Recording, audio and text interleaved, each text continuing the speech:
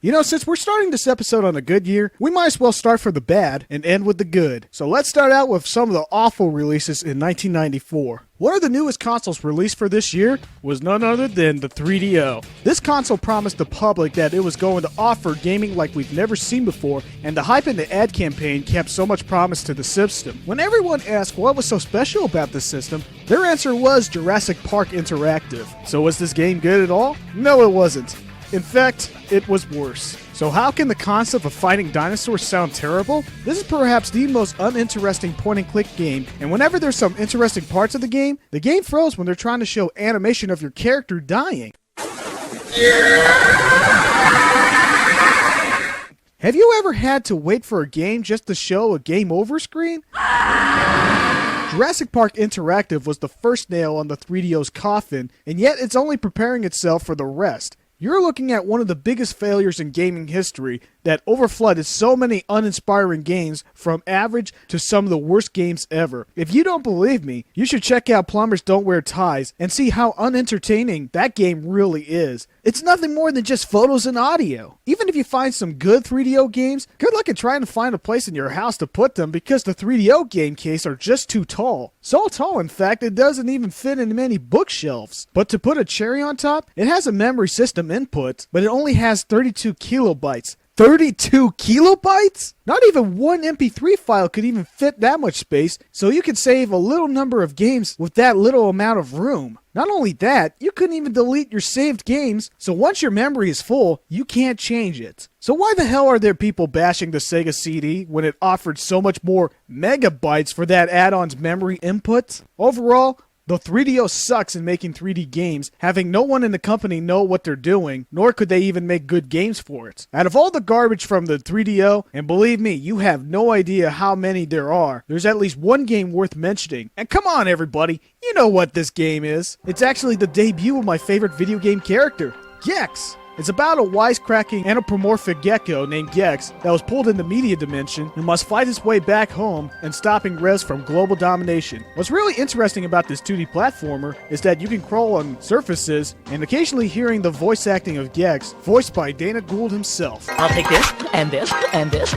Overall, Gex was a great game that began one of the best and most original games of the series, and the series got better when it jumped to 3D and ported to other systems from making any further titles for the crappy system that it was on. Speaking of crappy systems, let's head on to the awfulness of the Atari Jaguar. And I think I already bashed enough about this game on the previous episode of Gaming in the 90s, so let's move on to some of the good games that was actually released for this system. One of them is Alien vs. Predator. This was an interesting take that originated from the comic books, where you can be either play as the xenomorph that can heal itself due to the fact that it can't wield any weapons, the Predator that has a lot of gadgets and weapons and also can turn invisible, and the Colonial Marine that just shoots his gun. The hardest part of this game is the fact that you can't see anything behind you, and whenever there's an enemy hitting your behind, turning around is such a bitch, especially when there are so many enemies attacking you. Just pray that there's not a facehugger trying to give you an instant kill or block your view. Probably if the Atari didn't suck so much, it wouldn't be so hard to turn around and kill enemies. At the time, this game really did terrify many players because of its atmosphere and unpredictability of where the enemies are and when are they going to strike. I would say something more about AVP,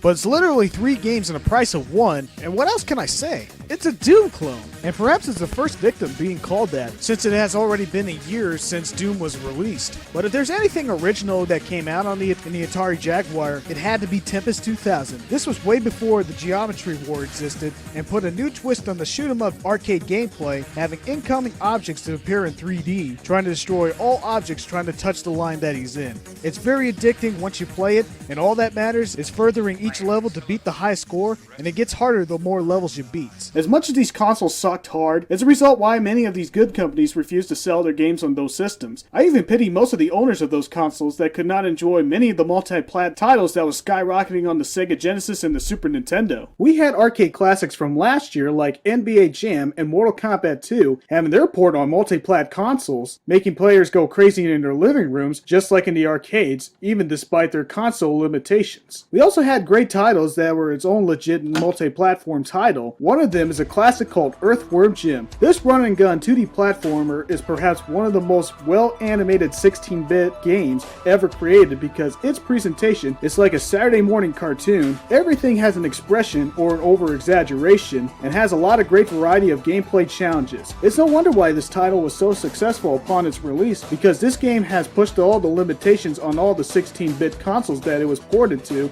into new grounds. Another brand new multi-platform game that was brand new in the video game industry was Spider-Man and Venom Maximum Carnage. It's loosely based on the popular comic book run with the same name, and it follows the actual storyline seen from the comics. The game has Spider-Man and Venom teaming up together to fight Carnage and his allies also teaming up together. Spider-Man and Venom has to beat so many enemies to reach one of Spider-Man's supervillains, but requires a lot of strategies such as using web tricks to swing around or tie them up to catch them off guard, which makes a huge breath of fresh air from the average beat-em-ups that we've got over the years. You can also summon other Marvel characters like Captain America, Dagger, Cloak, and Black Cat, who are also teaming up with Spider-Man and Venom, but they are unplayable. Spider-Man and Venom are very different, with Venom being stronger and Spidey more quicker. While the game is very fun, it is actually very hard, with extra lives being very well hidden in some levels, and some levels that aren't beat-em-ups are also as well frustrating. The game is very hard, and unlike a lot of beat-em-ups, this one here doesn't have a two-player co-op, which was a huge missed opportunity. Nevertheless, this is one of the first games that directly was based off a comic book, which by the way is an awesome comic, and is something that is very unique, and the cutscenes tried to recreate the comic book and succeeded. Continuing on the trend of successful Disney video game tie-ins, Virgin released The Lion King for DOS, Sega Genesis, and the Super Nintendo. It's basically a side-scrolling platformer where you play as Simba through 10 levels based on the scenes from the movies. As a cub, Simba's enemies are mostly small wildlife with an occasional hyena with his attacks limited to roar, roll, and pounce. When he grows up, however, Simba gains his ability to swipe and maul leopards and hyenas. Timon and Pumbaa are also playable in mini-games if unlocked by a bug in the level. One of the Lion King games' claim to infamy is its difficulty. Enemies spawn in dangerous areas and in high numbers, and health can't be found. Regardless, The Lion King is held as one of the best Disney games from that generation for its high challenge, colorful environments, and catchy adaptations from the classic Lion King tunes. Sparkster, the Rocket Knight 2. Used to be a Sega Saturn exclusive, but Konami decided to make their mascot multi-plat, even though the Sega Genesis version is called Sparkster Rocket Knight 2, and the Super Nintendo version is simply called Sparkster, and they both have very different features from one another. Sparkster once again rockets into action to save Princess Cherry,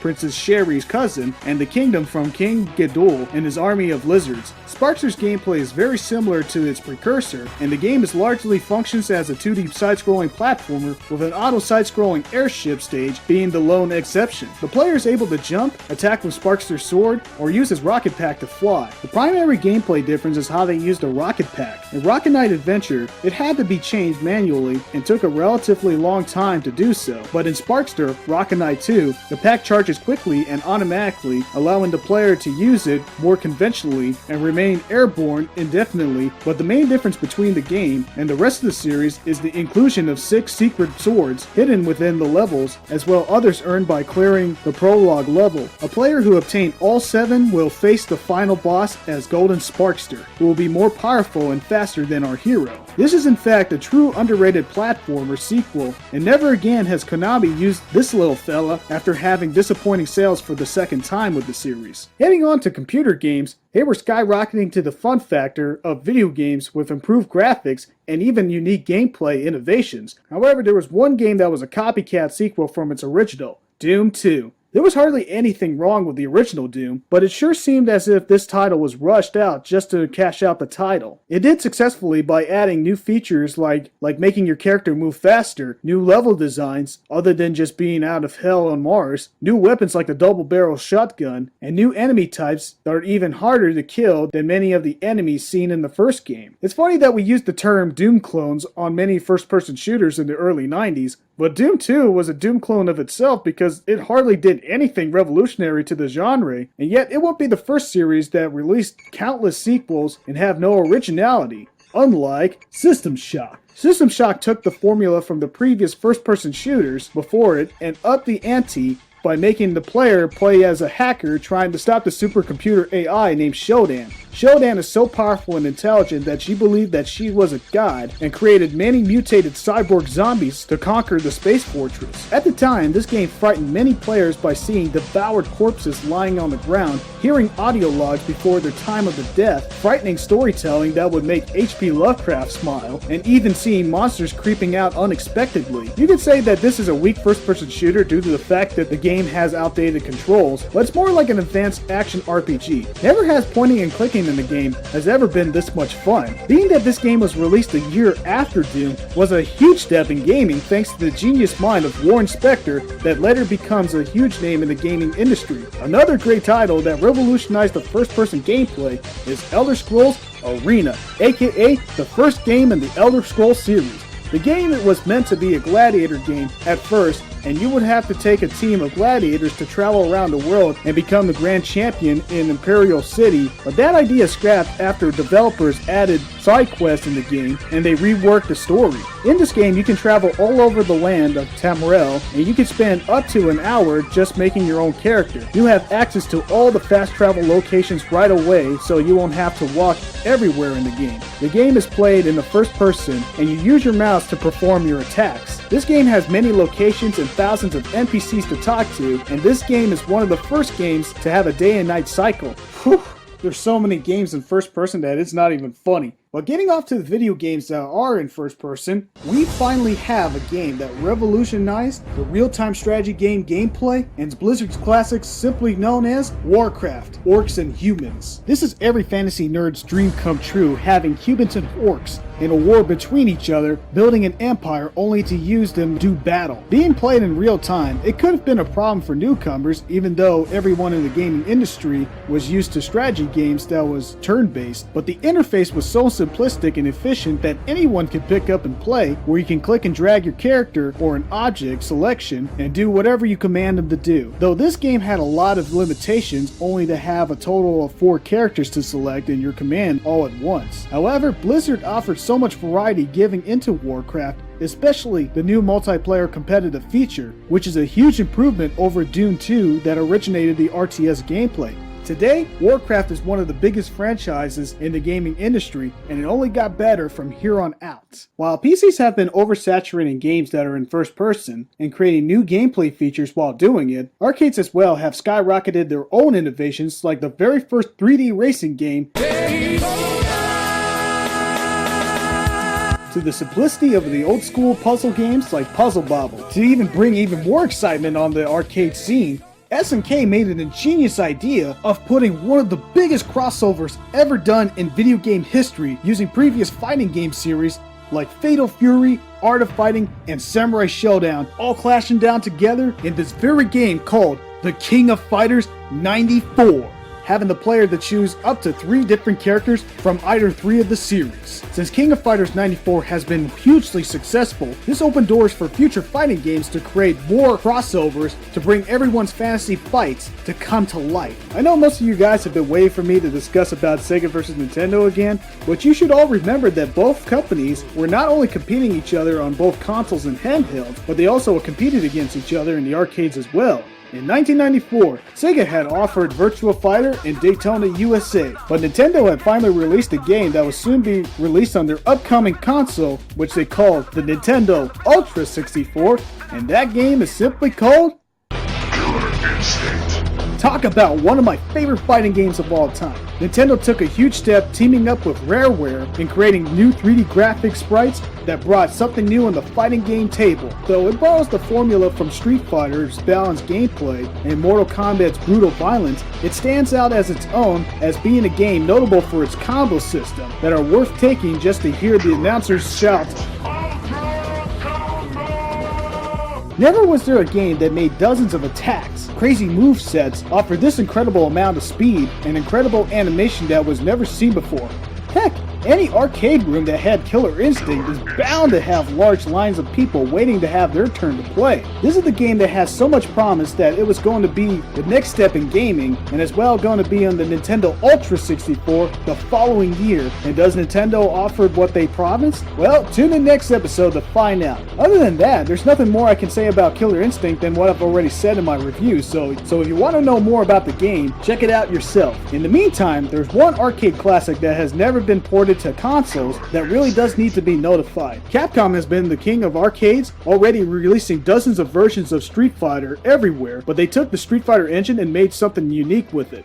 Instead of making another fighting game, they made it a phenomenal beat-em-up by using the Alien vs. Predator comic book license and made it into a video game, simply calling it Alien vs. Predator. Earlier in this episode, I already mentioned an AVP game on the Jaguar, and easily Capcom's arcade version is a superior one because they had 3-player co-op with a selection of 4 characters to choose from, 2 Predators that have their own abilities, Major Dutch Schaefer, the heavy weapons user, and my personal favorite, Lieutenant Lin Kurosawa, who is agile and fast. In this game, you'll be facing countless xenomorph species that came to conquer Earth, and it's up to you to destroy them all and stop the corporation that released them. It's a great mixture of a beat-em-up and run-and-gun gameplay that has a strong narrative to follow. To this very day, this game has never been ported outside of the arcades, and it's a darn shame considering that not that many people know about this game. This has to be one of the best beat-em-ups I've ever played, and I don't know how many times I wrote to Capcom to release Alien vs. Predator on the Xbox Live and the PSN. Speaking of PSN, after Sony was humiliated by a video game press conference by Nintendo a couple of years ago, scrapping their deal making the Super Nintendo CD add-on, Sony went on full force using that CD add-on technology and made it their legit console. The problem, however, is that they had no experience going into the gaming market, and right when the system was released, there weren't that many games released for that system. Already, the system looked like it was going to fail upon its release, along with the Atari Jaguar,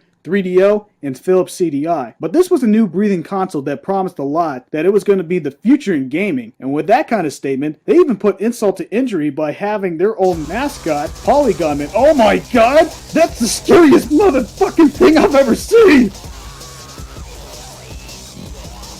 Oh my god! What the fuck is Sony thinking using their own campaign? It's more powerful than God?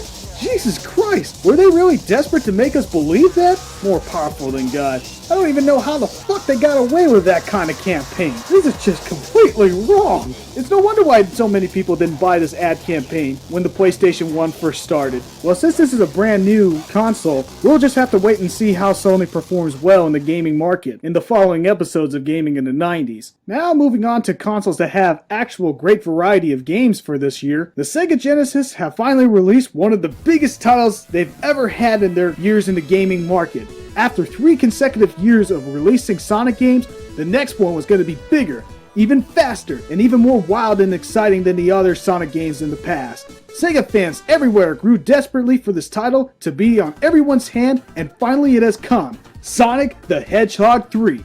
After entering Angel Island, a new face knocked Sonic out and took all of his gems. That's a new character and future mascot named Knuckles the Echidna. From here on out, Sonic and Tails must retrieve the emeralds from Knuckles and once again stop Robotnik from its evil doings. This is the 3rd installment of the Sonic series, added Sonic's split-second invincibility, letting the player control Tails while flying, as well as several other power-ups for Sonic with new shields. The Flame Shield that makes you immune to all fire and gives you the ability to dash forward, the Electric Shield that draws rings and gives a double jump, and finally the Bubble Shield that allows you to breathe underwater and bounce high up in the air. The special stages also got a complete makeover. The first and second one requires 50 rings to enter them, either the end of the stage or the checkpoints, but now there are giant rings throughout the stages. Once collected all, finally you can actually control whether you transform. Much was added, but what most people didn't know is that this game was actually released unfinished. In fact, only half of the stages made it through. What became of this lost work? BAM!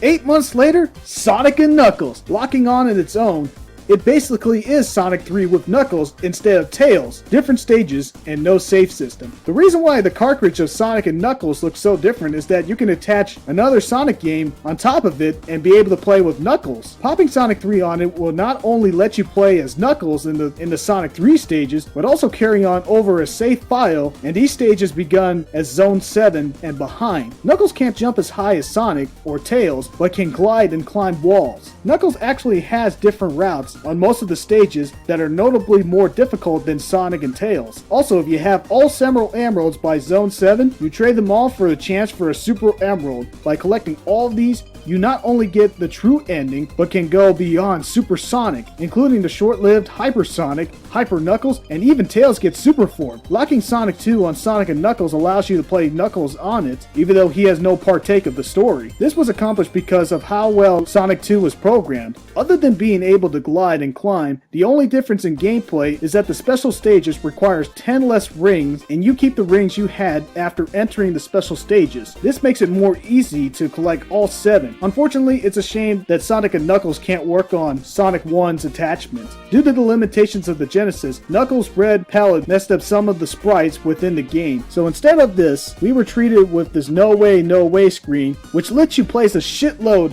of Sonic 3 stages. Next, we have Castlevania Bloodlines, and this is the only Castlevania game that's ever released on the Sega Genesis and actually was fresh and fun for the franchise. This game tries to combine the original Bram Stoker novel with the franchise, but the plot still is banishing Dracula. However, this time you don't play as Belmont, you play as John Morris and Eric Lacard, who are very different in playing styles. John has the whip that is not as flexible as the previous because he can't whip straight, and Eric has a spear that is able to hit in all sorts of directions except horizontally, and has a super jump so he can take alternative paths. The designs are fun and unique with characters going all around the world, and in fact, most of the game isn't even taking place in the castle, it's in various places like Greece where you fight demons and horror creatures. The game also had lots of blood and gore, which is the reason why it was heavily censored in Europe and was never ported to a different system. Heck, the game got a general audience rating, which is very wrong.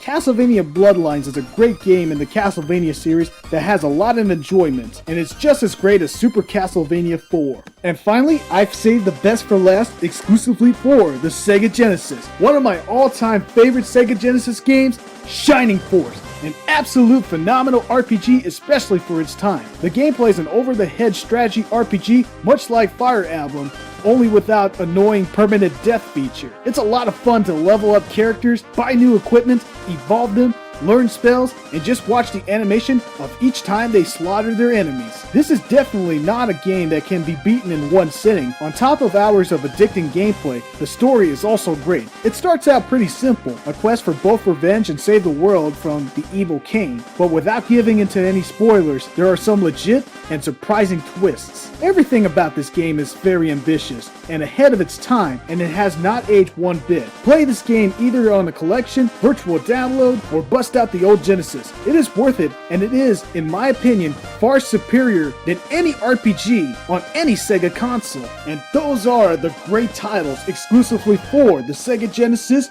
in the year 1994. Now, let's go take a look at the competitor, the Super Nintendo. Let's see what they have to offer. Last year in the year 1993, Sega single-handedly beat Nintendo in their own game, owning more than 50% of the market. Now let's see how does Nintendo recover from their failures and get right back on top. This is the year where Nintendo decided to milk out famous names and release brand new sequels exclusively for the Super Nintendo, and one of them is Mega Man X. After 6 Mega Man games on the NES, Capcom decided to take their Blue Bomber in a whole new direction. Mega Man X is located in the dystopian future of original series where humans or human-like robots called Reuploads have coexisted peacefully until a group of Reuploads called the Mavericks started causing havoc and trying to destroy mankind. In the game, you control Mega Man X, a robot created by Dr. Light and sealed away in a short amount of time.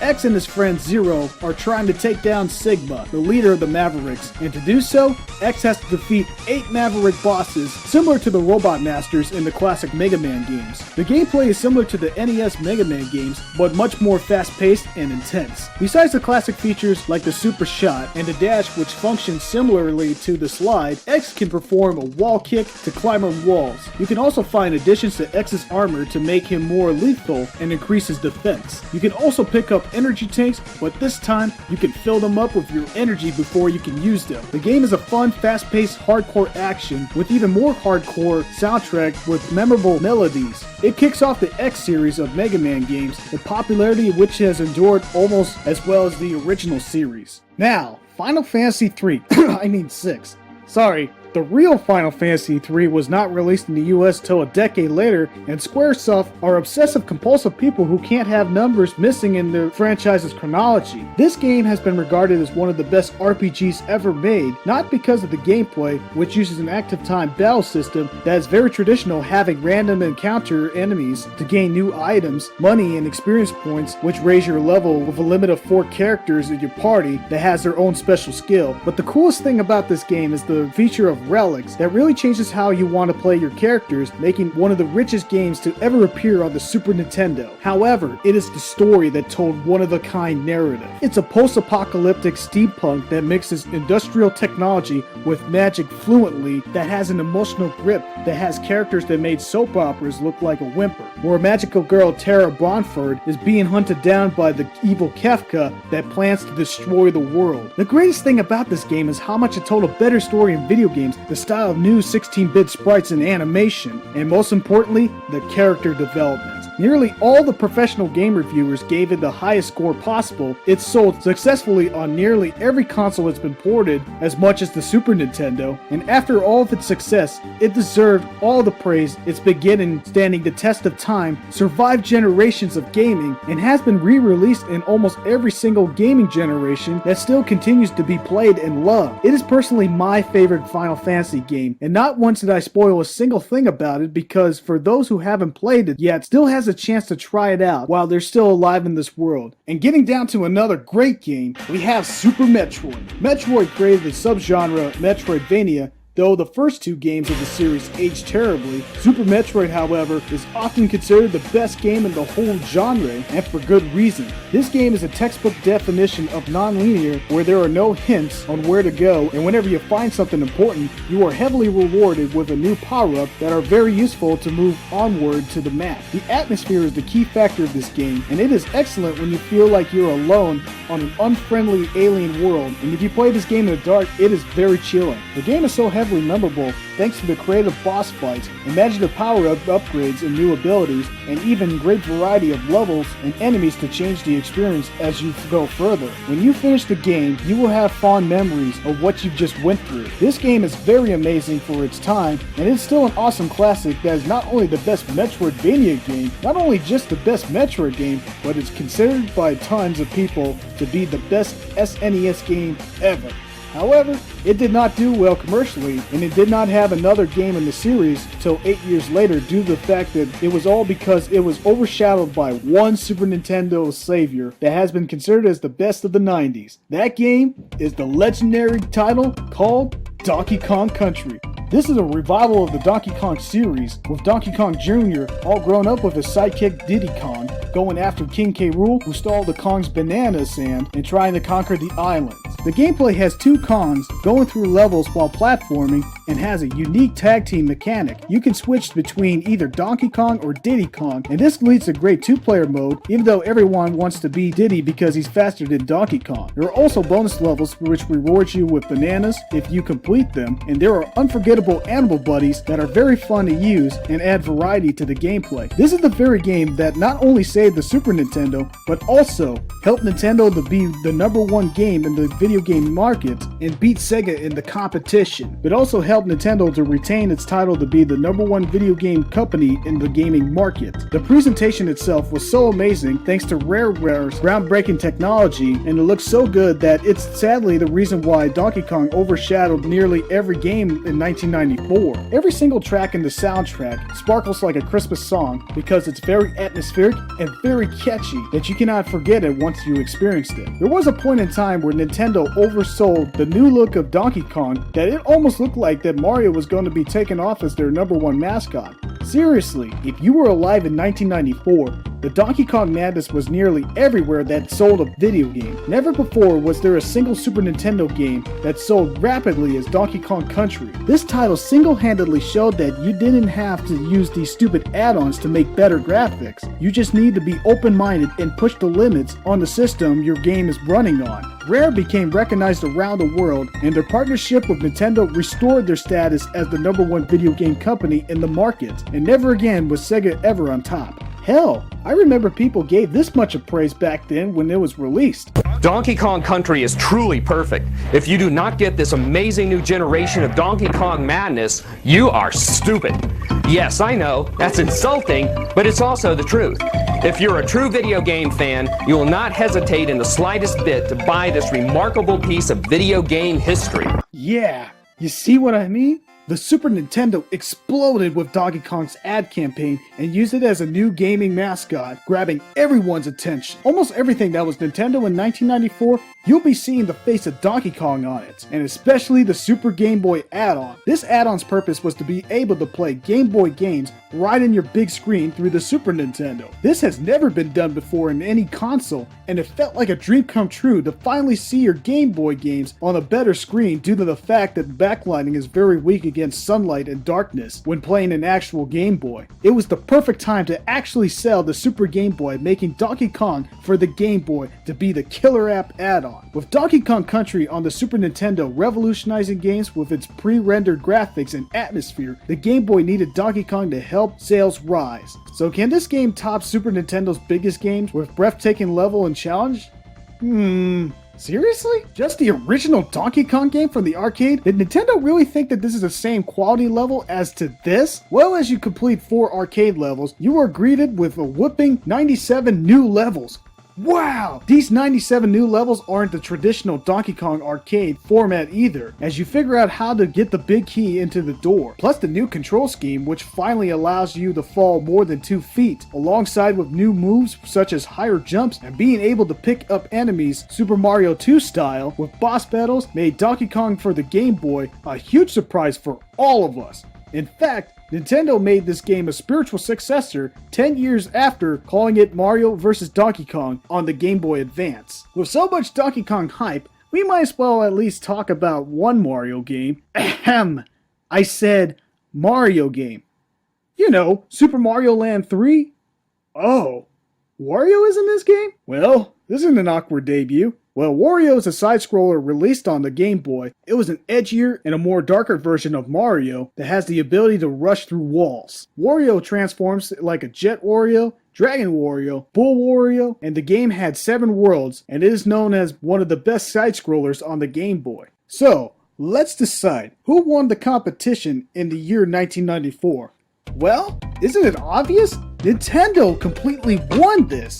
They had Donkey Kong on their side and grabbed everyone's attention in gazing at the 3D visual rendered graphics that has never been done before in gaming. And they even had the Super Game Boy add-on to even expand the handheld market, while nothing even improved on the Sega Game Gear, as it continues to suck the battery life on that freaking handheld. And it's not only just Donkey Kong. We have a whole list of games released in 1994 for the Super Nintendo that I haven't even mentioned, like Super Punch-Out, Demon's Crest, and so much more. This was a huge comeback after the failures that they've made in 1993, and they went full force of trying to expand the Nintendo audience like they did back in the 1980s. And never again, and never ever ever again has Sega ever came on top. Without the success that they've made in 1994, who knows where Nintendo would be at today. This has been an amazing console war thus far, and it's going to get very interesting as we continue gaming in the 90s. So tune in to the next episode of Gexup's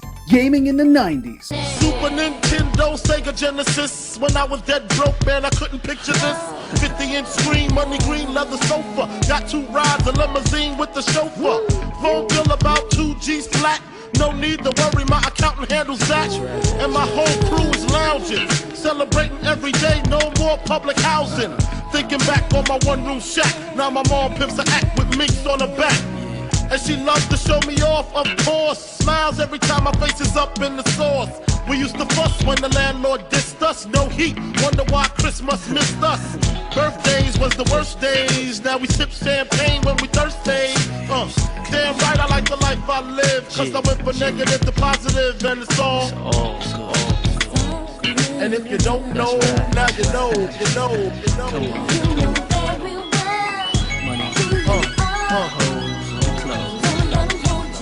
And if you don't know, now you know, you know, you know.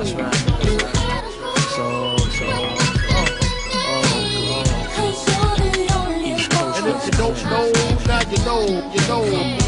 Let me beat down in the house. Junior Mafia.